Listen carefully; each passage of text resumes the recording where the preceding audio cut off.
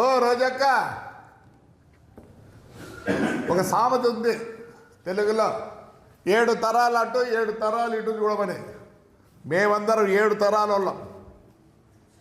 Over night మేము politicians కాదు, over night rich కాదు.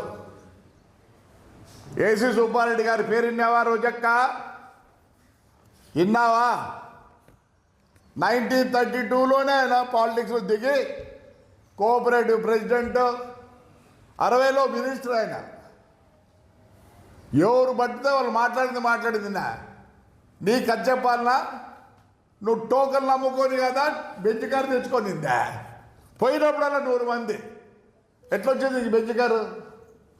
మొత్తం టోకన్లు నమ్ముకొనే కాదా? చెప్పు.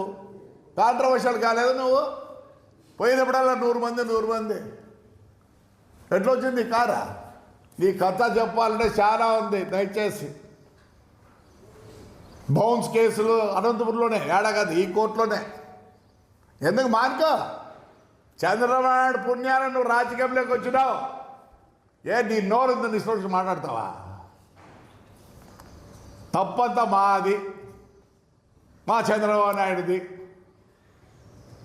ఏమన్నా గాలికి వదిలిపెట్టినారు వాళ్ళని. మేము 5 ఏళ్ళు ఎంత అవస్థపడ్డాం. ఈరోజు కార్యకర్తలు చాలా బాధపడుతున్నారు. డబ్బులు కావాలని కాదు, ఇంకోటి కాదు.